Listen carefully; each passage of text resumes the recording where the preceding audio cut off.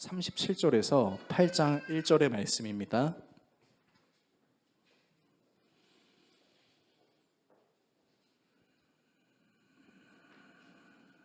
신약성경 156페이지 내지는 7페이지 정도에 있는 요한복음 7장 37절에서 8장 1절의 말씀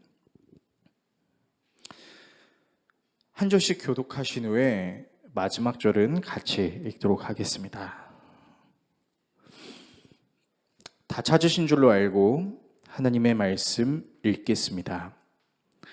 명절 끝날 곧 큰 날에 예수께서 서서 외쳐 이르시되 누구든지 목마르거든 내게로 와서 마시라. 나를 믿는 자는 성경의 이름과 같이 그 배에서 생수의 강이 흘러나오리라 하시니 이는 그를 믿는 자들이 받을 성령을 가리켜 말씀하신 것이라. 예수께서 아직 영광을 받지 아니하셨으므로 성령이 아직 그들에게 계시지 아니하시더라. 이 말씀을 들은 무리 중에서 어떤 사람은 이 사람이 참으로 그 선지자라 하며 어떤 사람은 그리스도라 하며 어떤 이들은 그리스도가 어찌 갈릴리에서 나오겠느냐.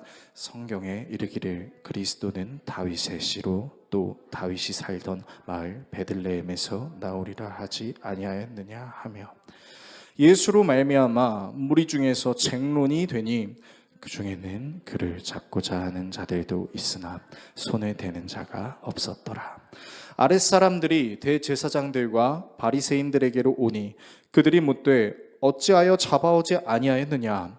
아랫사람들이 대답하되 그 사람이 말하는 것처럼 말한 사람은 이때까지 없었나이다 하니 바리새인이 대답하되 너희도 미혹되었느냐. 당국자들이나 바리새인 중에 그를 믿는 자가 있느냐. 율법을 알지 못하는 이 무리는 저주를 받은 자로다. 그 중에 한 사람 곧 전에 예수께 왔던 니고데모가 그들에게 말하되 우리 율법은 사람의 말을 듣고 그 행하는 것을 알기 전에 심판하느냐. 그들이 대답하되 이르되 너도 갈릴리에서 왔느냐. 찾아보라. 갈릴리에서는 선지자가 나지 못하느니라 하였더라. 다 각각 집으로 돌아가고 예수는 감람산으로 가시니라. 아멘. 오늘 여러분과 함께 예수님의 일생 80번째 시간 감람산으로 가시니라 라는 주제로 하나님 말씀 나누도록 하겠습니다.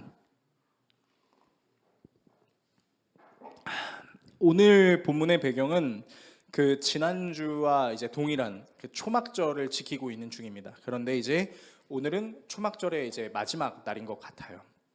아시다시피 초막절이라는 명절은 당시 유대인들이 지키던 3대 명절 중에 하나로 예루살렘 성전 주변에다가 텐트를 쳐서 일주일간 그 텐트 안에서 먹고 마시고 잠을 자면서 이스라엘을 이집트로부터 탈출시키셨던 그 하나님을 기념하는 명절이었는데요.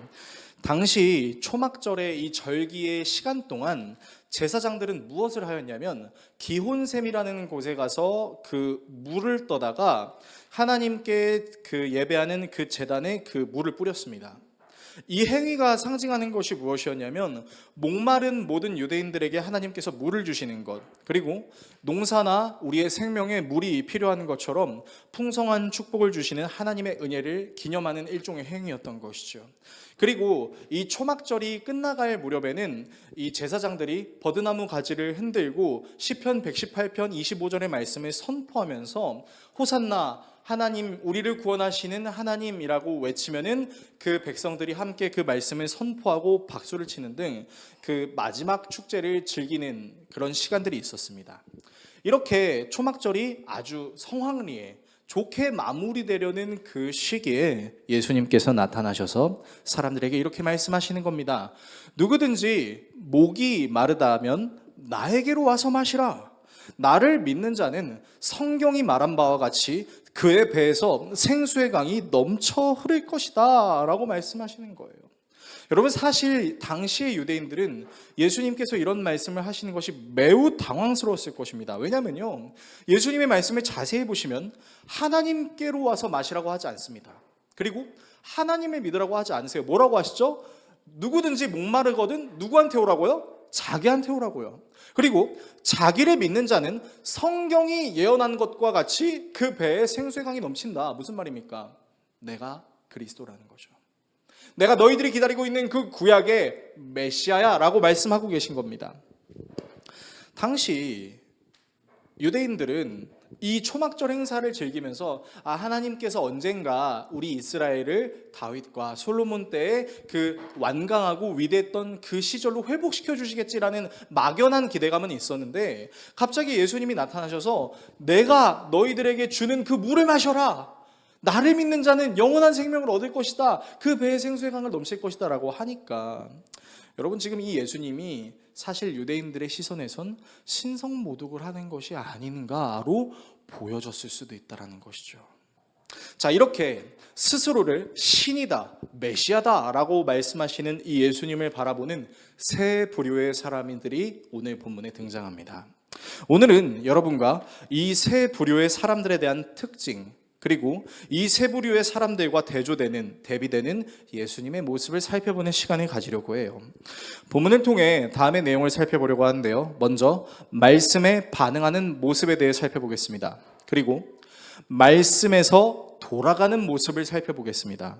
마지막으로 말씀으로 향하는 모습을 살펴보겠습니다. 말씀에 반응하는 모습, 말씀에서 돌아가는 모습, 말씀으로 향하는 모습, 이 세 가지 내용을 함께 나누시고 기도하겠습니다. 첫 번째, 말씀에 반응하는 모습입니다. 자, 예수님이 자기 스스로를 지금 신이라고 말씀하시는 이 놀라운 상황에 세 부류의 사람들이 등장합니다. 명절을 지키러 온 유대인들이 있었고요, 이 예수님을 잡으려고 했던 아랫사람들이 등장합니다. 이 아랫사람들은 45절에 나오는 단어인데, 아랫사람들은 쉽게 말하면 당시 예루살렘 성전을 경비하는 성전 경비원들이었어요. 그러니까 바리새인과 대제사장들의 수하라고 생각하셔도 됩니다.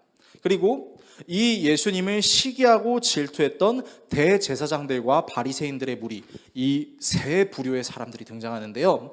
자, 이 사람들이 보여준 태도에 대해서 설명해 드리겠습니다. 먼저 명절을 지키러 온 유대인들의 반응에서는요, 저 예수님은 진짜 성경에서 예언했던 그 예언자야, 진짜 메시아, 그리스도야 라고 보는 사람들도 있었고요. 어떤 사람들은 아닌 것 같은데, 저 사람 나사렛 출신 아니야? 나사렛에서 어떻게 선한 것이 날 수 있겠어? 저 사람은 메시아가 아닌 것 같아 라고 긴가민가 하는 사람들도 있었습니다. 이 긴가민가 하는 사람들은 당시 구약 성경 미가서의 5장의 2절에 기록되어 있었던 그 이스라엘을 다스릴 자가 베들레헴 에브라다에서 난다라는 그 말씀을 알고 있었기 때문에 예수님이 갈릴리 출신이라고 생각했던 사람들은 좀 의아하게 여겼던 것이죠. 자, 선한 것이 날 수 없는 나사렛에서 예수님이 오셨기 때문에 이제 예수님이 메시아야, 아니야, 메시아가 아닌 것 같아 하고 자기들끼리 쟁론을 일으키기 시작합니다. 자, 근데 이 모습을 지켜보고 있었던 사람이 있었어요. 누가 지켜보고 있었냐면 아랫사람들, 바로 성전 경비대원들이었습니다. 자, 성전 경비원들에게는 사실 임무가 있었어요. 어떤 임무가 있었냐면 저 초막절을 지키고 있는 유대인들을 혼란스럽게 하는 예수를 잡아라, 감시해라 라는 대제사장들과 바리새인들의 명령이 있었죠. 그런데 이 성전 경비대원들이 어떤 일을 저지르냐면요, 예수를 잡아야 되는데 못 잡아요. 왜? 말씀이 너무 좋은 거예요.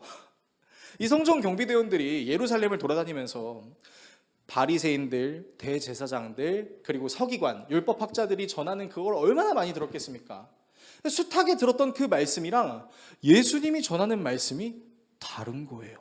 근데 다르면서 와, 이게 진짜 성경 말씀의 해석인 것 같아라는 생각이 드는 겁니다.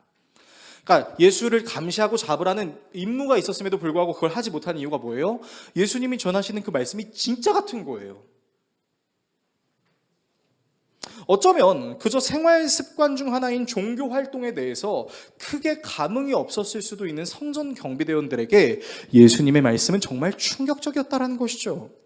바리새인도 대제사장도 서기관도 그 누구도 하나님의 말씀을 이렇게 해석했었던 적이 없었기 때문입니다.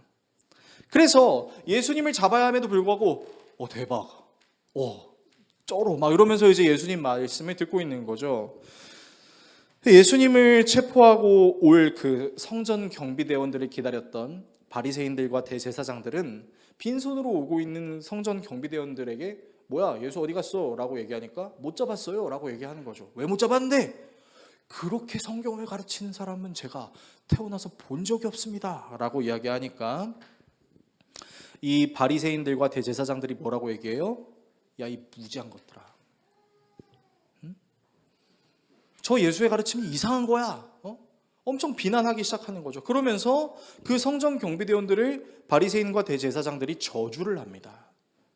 근데 그 바리새인들 무리 중에는 밤중에 예수님을 은밀하게 만나러 갔었던 니고데모도 있었어요. 그래서 니고데모가 얘기하는 거죠. 이보시오 바리새인들, 우리가 지키고 있는 율법에 따르면 저 사람이 하는 말이나 저 사람이 하는 행동이 율법에 적합한지 아닌지를 우리가 얘기를 들어보고 살펴본 다음에 그 사람을 판단해도 되지 않겠소? 라고 니고데모가 얘기해요. 그러니까 니고데모를 죽일 듯이 그냥 잡아먹으려는 그런 기세로 바리새인과 대제사장들이 뭐라 그래요? 갈릴리 출신에서 어떻게 선한 것이 나올 수 있습니까? 갈릴리 출신이 어떻게 선한 것을 전할 수 있습니까? 라고 반문하면서 이렇게 얘기하는 거예요. 응? 예수 갈릴리 사람, 응? 너 성경 모르는 사람. 이렇게 비난을 하는 거죠. 자, 이 세 부류의 사람들의 특징을 정리하면 다음과 같습니다. 자, 일단 이 세 부류의 사람들은 모두 예수님의 말씀을 들었던 사람들입니다. 그리고 예수님의 말씀에 푹 빠져서 예수님을 예언자나 메시아로 보는 사람도 있었고요. 예수님은 갈릴리 출신인데 성경이랑 안 맞지 않나? 라고 긴가민가한 사람들도 있었고요. 성전 경비대원들을 미혹당한 자로, 율법도 알지 못하는 사람으로 저주하면서 예수님을 완전히 부인하고 성전 경비대원들을 가스라이팅하는 무리들도 있습니다. 그러니까 쉽게 말해서 세 부류의 사람들은 이런 사람들이죠. 예수님의 말씀을 받아들이려고 하는 사람도 있고요. 예수님의 말씀이 받아들여지기도 하고 안 받아들여지기도 하고, 또 예수님의 말씀을 아예 의도적으로 받지 않으려고 하는 사람들이라는 것입니다. 자, 이런 세 부류의 사람들은요, 교회 안에도 있을 수 있고요, 교회 바깥에도 있을 수 있습니다. 여러분, 교회 안에서도요, 예수님을 믿는 사람이 있고, 아, 예수님이 진짜 맞아? 라고 긴가민가하는 사람도 있고, 아, 나는 아직 예수님 못 믿겠어 라고 말할 수 있는 사람들도 있죠. 그리고 뭐 교회 바깥도 마찬가지예요. 여러분, 교회도 안 다니면서도 그래도 나 예수님 믿어라고 말하는 사람이 있고요, 교회를 다니지 않으면서도 아, 근데 예수 진짜인 것 같은데 아닌가 하는 사람들도 있고요. 아, 무슨 예수가 진짜야, 말도 안 되는 소리 하지 마, 이렇게 얘기하는 사람들이 있다라는 거죠. 그러니까 모두 우리는 예수님의 말씀을 들었을 때 그에 대해서 각기 다양한 반응을 보일 수 있다는 것입니다.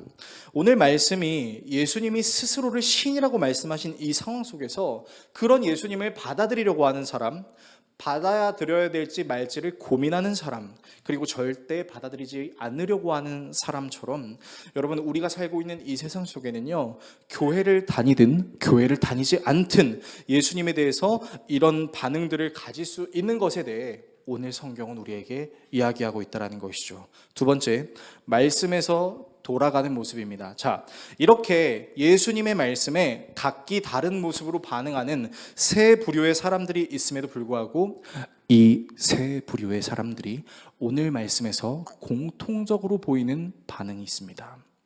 여러분, 무슨 반응이죠? 이 세 사람들이 어디로 갔어요? 결국 각기 자기 집으로 돌아갔다는 것입니다. 예수님에 대해서 그리스도야, 예언자야 라고 말하는 사람들도, 아니면 그리스도인지 아닌지 긴가민가한 사람들도, 그리고 예수님을 잡지 못했던 성전 경비대원들을 저주했던 대제사장들과 바리새인 무리들 역시 모두 집으로 다 돌아갔어요. 자, 이 세 부류의 사람들에 대해서 느낄 수 있는 아쉬움에 대해 지금부터 설명해 드리도록 하겠습니다. 자, 먼저요, 예수님을 진짜 구약 성경이 예언하고 있는 메시아로 믿었던, 믿음이 있었던 사람들이라면요, 이들에게 느껴질 수 있는 아쉬움이 뭐냐? 여러분, 구약 성경이 예언하고 있는 그 메시아를 만났다고 생각하면 그 집에 가는 게 정상인가요? 여러분, 한번 생각해 봅시다. 지금 우리가 여기서 이제 예배하고 있어요. 우리는 모두 다시 오실 예수 그리스도를 기다리고 있죠. 그런데 자, 여기서 갑자기 예수님이 나타난 겁니다. 김현주 집사님. 지금 김현주 집사님이 예배하고 계신 그 옆자리에서 누가 집사님을 이렇게 툭툭 건드리는 거예요. 그래서 봤는데 예수님인 거예요. 그래서 나야, 많이 기다렸어? 라고 하시면, 예, 기다렸어요 예수님, 저 이제 집에 갈게요 하고 집에 가시겠어요? 아니죠. 일단은 제가 상상하는 김현주 집사님의 모습은 놀라서 일단 말이 안 나올 겁니다. 그리고 보고 싶었어요 예수님이라고 말할 것 같기도 해요. 물론 아닐 수도 있겠죠. 집사님 어떻게 하시겠습니까? 만약에 예수님이 여기서 나야 예수님이라고 말씀하신다면 김현주 집사님 바로 집에 가실 거예요? 아니잖아요. 묻고 싶었던 거, 말하고 싶었던 거, 그리고 예수님 일로 좀 와보세요. 제 남편 우리 한 집사, 우리 딸 우리 지우, 지담이 아들 우리 다 천국으로 데려가 주세요. 할 거예요 안 할 거예요? 할 거잖아요. 그렇잖아요. 그런데 여러분 놀랍게도 이 사람들은 예수님을 보고 우리가 기다렸던 메시아야, 예언자야 라고 생각은 하는데요, 그 예수님께 질문을 하거나 그 예수님을 따라가는 모습은 보여주지 않습니다. 초막절 성전의 제단에서 기온샘에서 퍼온 물을 부으며 호산나 우리를 구원하여 주십시오 하나님이라고 외쳤던 그 초막절의 모습은 온데간데 사라지고 예수님 당신의 가르침을 받고 싶습니다라는 말조차 꺼내지 않아요. 여러분 우리가 예수님께서 12제자를 부르시는 장면들을 여러분들은 본 기억이 있었을 겁니다. 그때 예수님을 진짜 메시아라고 생각했던 제자들이요, 특히 그 어부들이 예수님께서 말씀하시죠. 나를 따라오거라. 내가 너희를 사람을 취하는 어부로, 사람을 섬기는 어부로 너희들을 세우겠다라고 하시니까 성경이 뭐라고 얘기합니까? 그들이 즉시 그물을 내려두고 예수를 따랐다라고 나와 있죠. 그들이 즉시 예수님을 따를 수 있었던 이유는 그들의 마음속에 메시아를 정말 만나고 싶었던 마음, 메시아를 따라가고 싶었던 마음이 정말로 있었기 때문이라는 것이죠. 그런데 오늘 본문은 이상하게 예수님을 메시아라고 믿고 있다라고 이야기하고 있음에도 불구하고 그냥 집에 돌아갑니다. 그리고 예수님을 갈릴리 나사렛 출신으로 생각하며 긴가민가 했던 사람들은요, 예수님을 보거나 예수님을 따라다니고 있는 그 제자들에게 이렇게 질문할 수 있었어요. 이보시오 예수님, 우리가 알기로 당신은 갈릴리 나사렛이라는 시골 출신 사람인데 진짜 나사렛에서 태어났소? 라고 질문할 수 있는 거 아니에요? 당시 예수님에 대한 출신은 갈릴리 나사렛이라는 소문이 있었지만 그 누구도 예수님께 직접 가서 예수님 당신의 고향이 나사렛이에요? 라고 물어본 사람은 없었다라는 거예요. 여러분 근데 우리가 너무나 정확하게 알고 있듯이 예수님이 어디에서 태어나셨습니까? 베들레헴의 마구간에서 태어나셨죠. 그리고 마태복음과 또 다른 복음서들이 예수님의 출신지를 다 기록하고 있다는 것은 당시 예수의 제자들이 예수님이 태어나신 곳이 어딘지를 알았다는 겁니까? 몰랐다는 겁니까? 알았다는 거죠.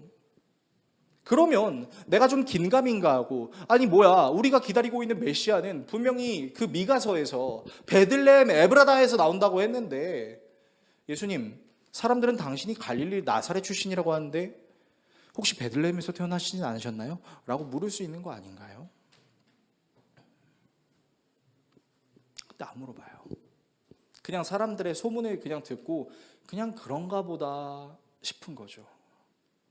또한 예수님의 갈릴리 나사렛 출신으로 가스라이팅해서 예수님의 말씀을 들은 성전 경비대원들을 너희 미혹당했어?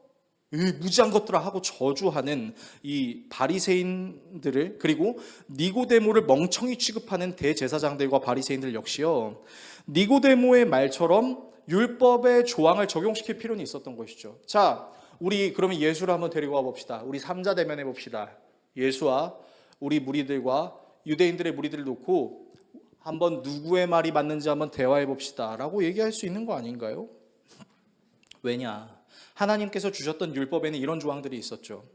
그들을 함부로 판단하지 말고 먼저 그들이 하는 말과 행동을 들어보고 그것이 정말 성경에서 말하고 있는 것이 확실한지를 살펴봐라. 그것이 율법의 조항이었는데 지금 바리새인과 대제사장들은 예수의 말을 들으려고 하지 않는 거죠. 그리고 예수의 말을 들었던 성전 경비대원들은 멍청한 놈들아 저주하고 있는 거죠. 왜 그랬을까요? 도대체 바리새인과 대제사장들이 왜 이런 행동을 저질렀던 것일까요? 여러분 간단하죠. 당시 바리새인들과 대제사장들은 악독하는 방법으로 로마 정부와 협력하여 자기들의 기득권을 챙기고 있었습니다. 그리고 그들은 한 가지 이미지를 갖고 있었죠. 자기들은 하나님의 말씀을 잘 지키는 사람들, 하나님의 말씀을 잘 연구해서 가르치는 사람들. 그런데 예수라는 한 청년이 나타나서 말하는 거예요. 야, 니네들 바리새인하고 대제사장들한테 율법은 이런 거라고 배웠지? 근데 그게 아니야. 산상수훈의 말씀을 통해서 너희들은 그동안 이렇게 율법을 지켜야 들어야 된다고 배웠지만 사실은 그 율법의 의미는 그게 아니야. 너희들 바리새인들 배우고 있지. 근데 그 바리새인들이 어떤 사람들인지 알아? 되게 가난한 척 분장해서 열심히 기도하지도 않으면서 중언부언 기도하고 윗자리에 오르려고 하는 그 바리새인들은 회칠한 무덤과 같다. 그들을 본받지 말라라고 예수님께서 말씀하시죠. 그러니까 지금 예수님은 일종의 혁명가이십니다.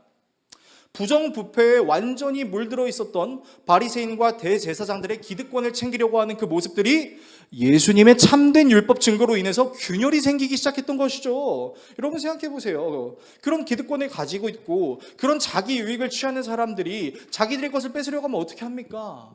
뺏으려고 하는 사람을 죽여 없애버리려고 하죠. 즉 예수님을 믿는다고 이야기하면서도 딱히 예수님에 대해 더 알려고 하는 의지가 없어 보이는 사람이나 소문이 무성하긴 하지만 그 소문이 사실인지 아닌지를 확인하려고 하기보다는 그냥 귀찮으니까 집에 가거나 예수님을 자기 멋대로 왜곡하고 적이내려서 자기를 믿지 않는 사람들을 가스라이팅해서 자신의 이득을 놓지 않으려고 하는 사람들이 보여주는 모습들은 전부 다 집으로 돌아가는 거예요. 그러면 도대체 이들이 집에 왜 돌아갔을까요? 사랑하는 가족들이 기다리고 있어서, 아니면 뭐 가족 행사가 예약돼 있어서, 아니면 초막절 절기의 마지막 날이니까 즐거운 시간을 보내려고, 뭐 그런 내용이 기록되어 있지는 않아요. 그런데 여러분, 이 집이라는 것이 주는 한 가지 그 의미가 있습니다. 여러분, 많은 사람들이 다 자기 집을 갖고 싶어 합니다. 자기 집이 있었으면 좋겠어 합니다. 그것이 전세든 그것이 월세든 그것이 나의 자가이든 상관없이 사람들은 모두 나만의 집이라는 것을 갖고 싶어요. 왜 그럴까요? 물론 안정성을 주기도 하고 편안함을 주기도 해서라고 말할 수 있을 것입니다. 그런데 여러분, 집이라는 것은요, 어떤 철학이 지배되는 공간이냐면 내 철학이 지배되는 공간입니다. 이 집이라는 공간에서요, 나라는 존재는 상당히 절대적입니다. 이곳에서는 내가 무엇을 하든 그것을 어떻게 하든 사람들이 이래라 저래라 할 수 없습니다. 왜요? 내 집이니까요. 내가 하고 싶으면 하고, 하지 않으면, 하기 싫으면 하지 않아도 됩니다. 여러분, 우리 모두는요, 이런 집의 기능을 갈망합니다. 이 세상에서 가장 좋은 것이 있다 할지라도 그것이 내 자유보다는 좋을 수 없습니다.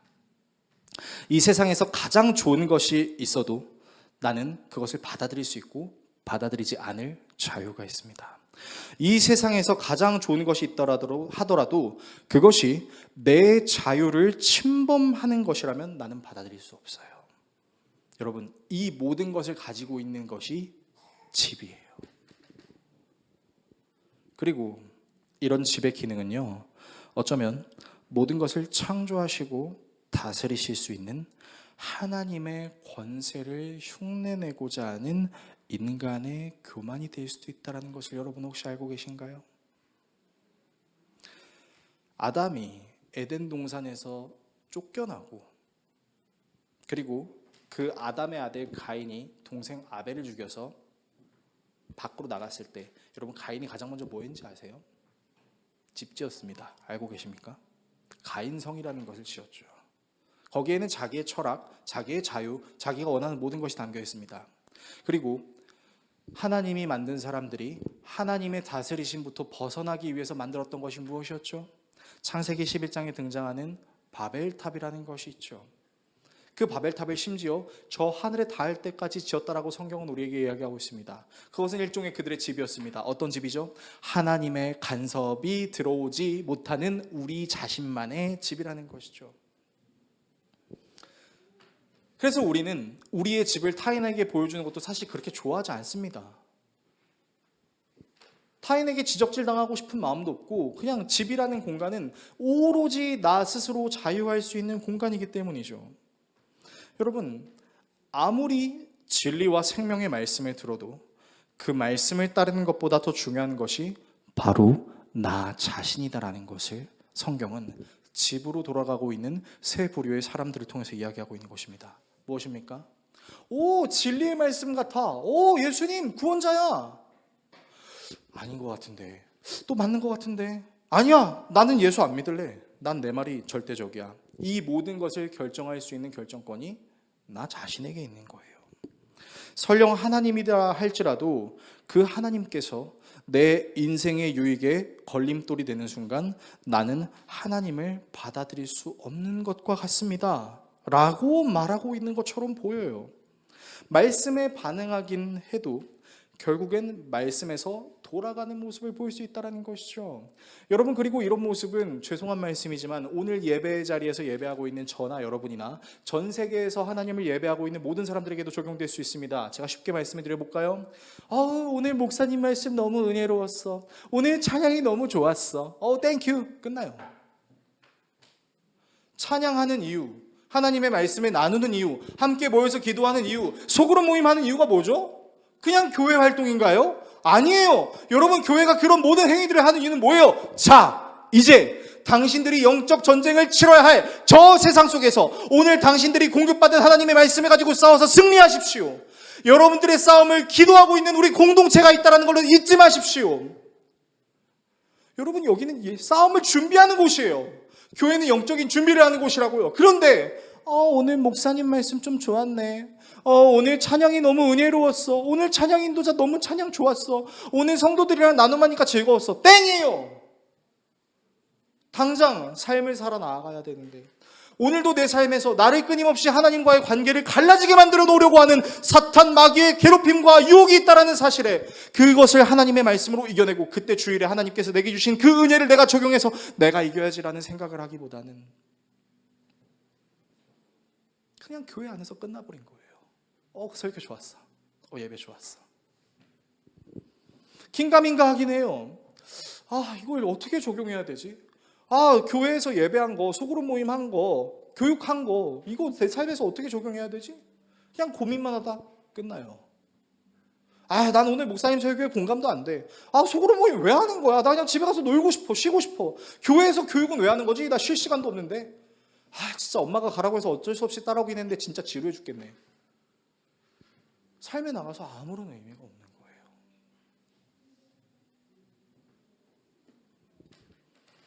개인적으로 목사님 설교가 너무 좋아요.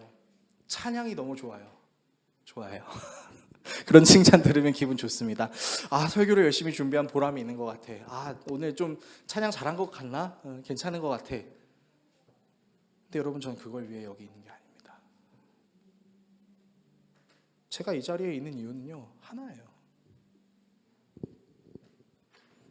우리가 믿고 있는 그 예수가 진리라는 것을 제가 먼저 믿는 믿음으로 그 진리를 가지고 그 진리로 이 세상에 주어진 나의 삶을 살아내고 그때 나를 어떻게 살게 하셨는지에 대한 하나님의 은혜를 이 예배 시간에 와서 여러분께 증거하기 위해 제가 있는 거죠. 그럼 여러분들은 왜 있습니까? 여러분들도 제가 존재하는 이유와 똑같죠. 여러분, 우리는 좋았어, 교회 활동 꿀잼, 이것 때문에 있는 게 아니라는 거죠.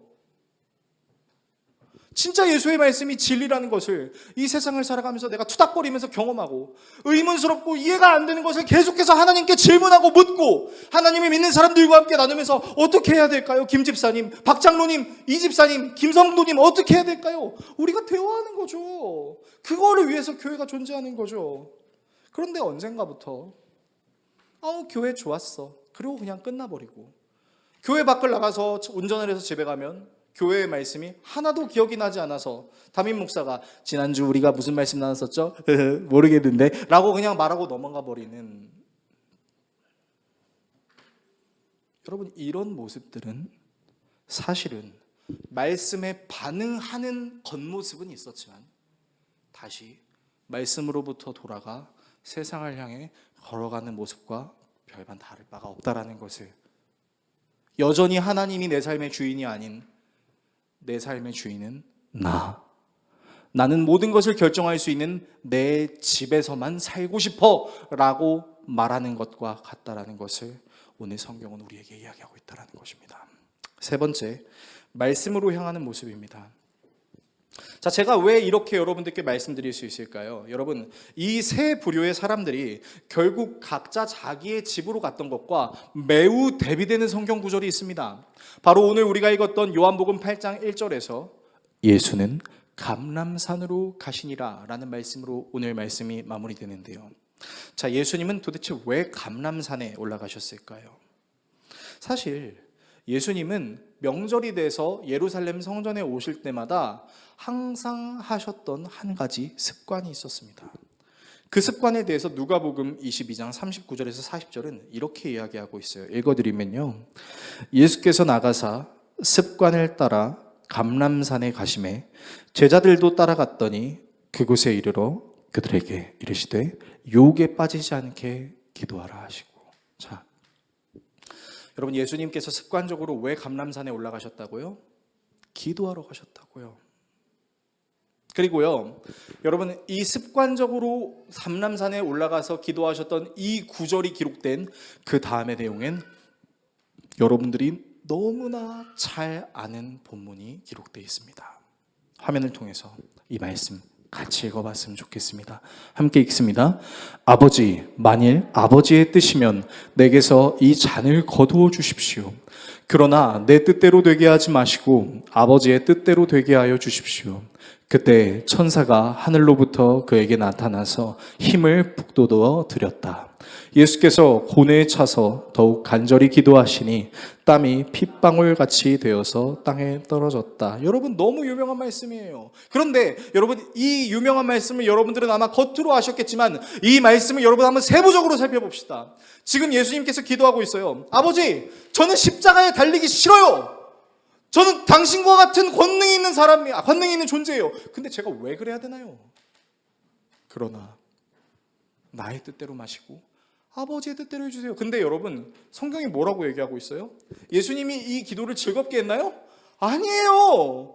여러분, 예수님이 이 기도가 얼마나 힘들었냐면 그 기도를 하는 내내 자신이 십자가에 달려서 찢겨 죽을 것을 생각하니까 스트레스가 가득해서 어떻게 됩니까? 그 스트레스가 땀으로 분출이 되는데 그 스트레스가 극심한 나머지 땀이 피가 되는 거죠. 근데 그것만으로 끝나지 않아요. 다시 성경 본문을 보여주십시오. 여러분, 성경 본문을 보여주시면요, 예수님이 혼자서 기도하지 않아요. 누가 돕는지 아십니까?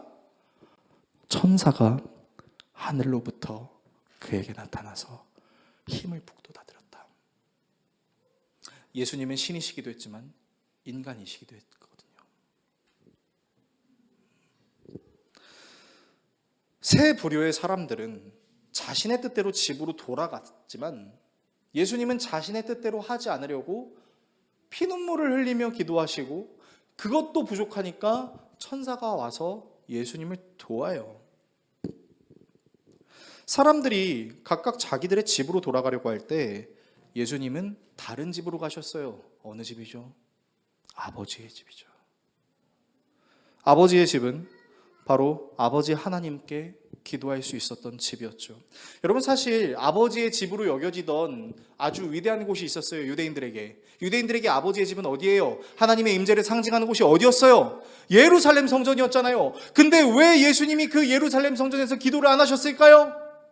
성경은 이야기하죠. 당시 예루살렘 성전은 아버지 하나님의 뜻을 구하기보다는 자기들의 유익을 구하는 장소로 완전히 바뀌었기 때문입니다. 그렇지 않습니까? 성전에서 재물 장사를 해요. 성전에 드릴 예물을 위한 환급 장사를 해요. 근데 그 환급 장사도 재물 장사도 하나님을 위해서 하는 것이 아니라 자기들의 유익을 위하여 하나님 아버지의 영광을 이용하는 도둑들과 같은 자리였다는 것이죠. 그래서 예수님께서 채찍을 들고 그 모든 것을 휘두르시며 거기에 있는 모든 장사치들의 물건들을 치우시면서 말씀하십니다.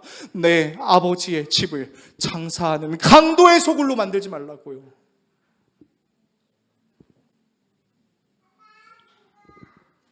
아버지의 집이었음에도 불구하고 그 아버지의 집이 강도의 소굴이 되어버렸어요. 예수님은 우리가 가야 할 집이 우리 스스로가 주인이 되는 집이라고 말씀하시지 않으셨어요. 아버지의 뜻을 구할 수 있는 그곳이 진정한 집이라고 말씀하셨습니다. 그런데 여러분, 예수님이 이게 쉬웠어요? 아니에요. 여러분, 성전이 얼마나 좋아요. 웅장하고 초도 켜져 있고 경건하고 기도하면 너무 좋잖아요. 여러분, 근데 산에 올라가서 기도해 보신 적 있으십니까? 제가 그 총신대학교 신학과 시절에 그 총신대에는 야산이 있어요, 뒤에. 거기에 이제 선배님들이 기도하라고 만들어 놓은 기도굴이 있거든요. 얼마나 신우들이 안 갔으면 거기 거미줄이 잔뜩 쳐졌었는데 제가 거기 기도굴 가서 기도를 한번 해본 적이 있었어요. 여러분, 기도가 잘 될까요? 진짜 너무 안 돼요. 그리고 야밤에 기도굴 가서 기도하면 무서워요. 갑자기 산짐승이 나타나가지고 저를 해칠 것 같은. 사실 기도도 여러분, 잔잔한 음악이 흐르는 곳에 적절한 조명이 있는 곳에서 기도하면 좋잖아요. 근데 예수님은 그런 곳에서 기도하시지 않으셨다고요. 산에 올라가서 땀이 피가 되는 스트레스를 받으며 그마저도 너무 힘들어서 하나님께서 천사를 보내셔서 자신의 아들 예수가 그 십자가에 달려 죽는 영광을 감당할 수 있게 하시기 위해 기도를 도우셨다라는 것이죠. 그래서 여러분, 그래서 오늘 본문에 오늘 우리가 묵상하는 말씀의 핵심입니다. 여러분, 하나님께서는요, 예수를 통해 우리가 기도할 수 있게 하려고 해주셨어요. 그래서 예수님께서 주시려고 한 게 있었어요. 오늘 본문 38절에서 39절의 말씀 화면을 통해서 같이 읽겠습니다. 나를 믿는 사람은 성경이 말한 바와 같이 그의 배에서 생수가 강물처럼 흘러나올 것이다. 이것은 예수를 믿은 사람이 받게 될 성령을 가리켜서 하신 말씀이다. 예수께서 아직 영광을 받지 않으셨으므로 성령이 아직 사람들에게 오시지 않았다. 여러분, 예수님께서 주시려는 그 생수의 강이 뭐라고요? 성령이라고요. 근데 그 성령이 아직 그때에는 임하지 않았어요. 왜요? 예수님께서 영광을 받지 않으셨기 때문이죠. 그 영광이 무엇이죠? 우리의 모든 죄의 문제를 사하시기 위해 자신의 육신을 십자가에 달아 찢는 사건이죠. 그렇게 죄의 문제로부터 자유하지 못했던 우리의 옛사람이 예수님이 달리신 십자가에 함께 달림으로 그와 함께 우리도 찢기고 우리가 새로운 생명이 되면서 더 이상 우리는 우리 자신을 우리의 주인으로 삼지 않고 우리에게 보내주신 보혜사, 우리를 변호하시는 성령 하나님이 우리의 참된 주인이 되셔서 그 성령이 충만하게 되면 어떻게 한다고요? 더 이상 우리가 우리를 주인 삼으려고 하는 것이 아니라 하나님을 주인 삼으려고 하는 그 모습으로 살아갈 수 있게 된다는 거예요. 여러분, 그래서 성령의 역사를 성경이 뭐라고 증거하고 있냐면요, 우리의 마음과 생각을 다스린다고요. 우리가 예수님의 말씀을 들었던 것을 생각나게 해준다고요. 성령은 우리의 변호인이니까요. 우리는 자꾸만 성령의 역사를 어떤 어떤 비현실적인 모습으로만 생각하는 경우가 많습니다. 뭐 이를테면 방언 아따따따따따따 하는 거면 성령을 충만한 것이고, 갑자기 일어나서 벙벙벙 뛰거나 남들이 해가지 못하는 기적을 해가면 성령이 충만한 거라고 생각하는 경우가 있습니다. 물론 그것이 성령 충만한 건 맞습니다. 그런데 성경이 우리에게 말하는 진짜 성령의 충만은 뭐라고요? 내가 나를 주인으로 삼는 것이 아니라 내 안에 계신 성령께서 하나님이 주인이라고 끊임없이 나에게 말하는 것을 내가 인정하고 받아들이고 맡겨드리는 거예요. 그래서 성령이 충만한 사람들은 여기는 기도할 자리가 아닌 것 같은데 뭐 질문 굳이 해야 되나라고 말하지 않는다고요. 어떻게 한다고요? 내가 서 있는 곳 그 어디서나 하나님을 예배하고 찬양하고 묻고 기도할 수 있다라는 것이죠. 그래서 여러분, 성령 충만함이 넘치는 사람들은요, 그 사람이 서 있는 그곳이 하나님 나라입니다. 하나님 나라 언제 와요? 이미 왔다고요. 완성되지 않았을 뿐. 그 완성의 시기까지 우리가 이 세상에서 해야 되는 연습이 뭐예요? 내 안에 성령의 충만함으로 살아가는 것이죠. 그리고 그 성령의 충만함이 가득하게 될 때 우리는 계속해서 어떻게 해요? 하나님께 묻는 것이죠.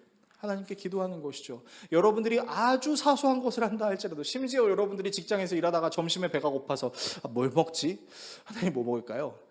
응답하셔서 짜장입니까? 짬뽕입니까? 라고 묻고 있는 그때에도 아주 사소한 것일지 몰라도 그 사소한 것 하나도 하나님께 묻고자 하는 그 모습은 내 인생의 주인은 내가 아니라 나를 위하여 십자가에 달려 죽으시고 부활하신 예수라는 것을 드러낸다라는 것을.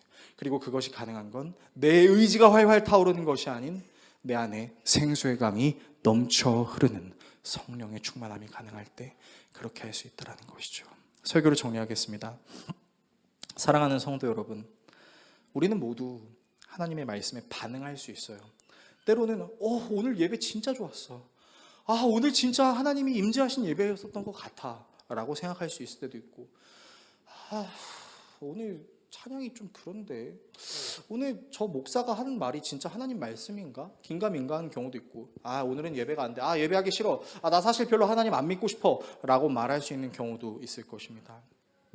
그러나 하나님의 말씀이 진리인 것처럼 느껴지는 감동만 가진 채 그 감동을 교회 안에 두고 나온다면, 여러분, 우리는 밖에 나가서 하나님 나라를 찾는 것이 아니라 사실은 내가 주인인 내가 나라를 찾을 거예요. 그걸 더 원할 거예요. 하나님의 말씀이 진리인지 아닌지를 긴가민가 하면서도 그 말씀을 더 알려고 하지 않는다면 결국 우리에게 중요한 문제는 어떻게 하면 하나님의 나라에 살 수 있는가가 아니라 어떻게 하면 이 땅에서 내가 잘 먹고 잘 살 수 있는가가 될 겁니다. 하나님의 말씀이 내 유익을 침해한다고 생각해서 거부한다면 우리의 신앙생활이라는 것은 결국 내 유익을 위해 하나님을 이용하고 싶어하는 종교 활동에 불과할 것입니다. 여러분, 우리의 삶은요, 계속해서 우리의 집으로 되돌아가는 것이, 내가 주인이어서 내가 모든 것을 결정하려는 내 집으로 가는 것이 아니라 하나님께 묻고 기도하는 하나님의 집, 감람산으로 가신 예수를 따라가는 삶입니다. 예수님이 자신이 하나님과 같으심에도 불구하고 하나님 아버지의 뜻을 구하시기 위해 땀이 피가 되는 고생을 하셨던 것처럼, 어쩌면 우리의 신앙생활은 사실 고행길 그 자체일 거예요. 너무 힘들 거예요.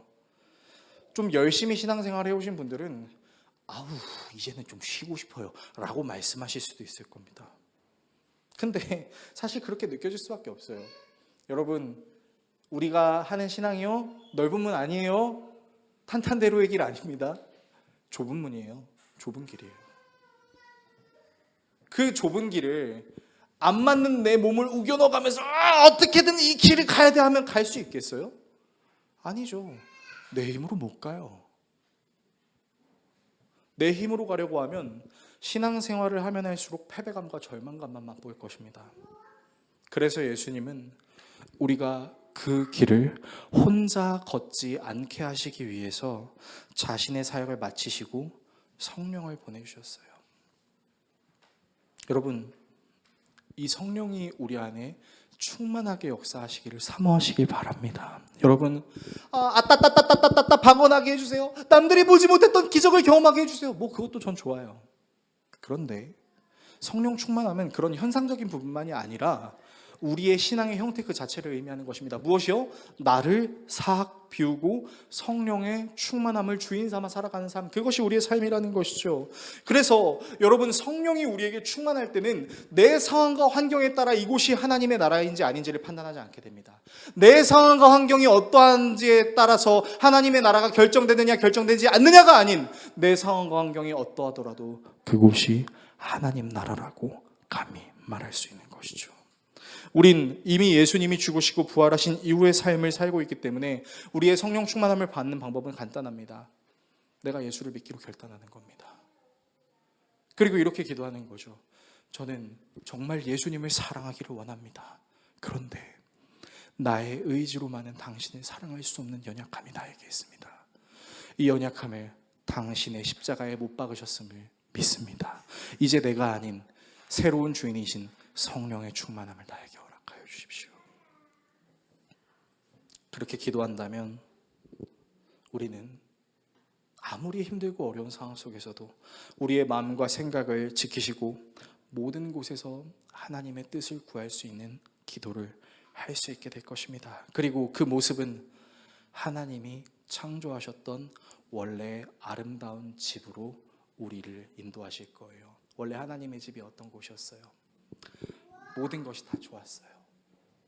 그리고 하나님이 만드신 사람과 하나님의 관계도 좋았어요.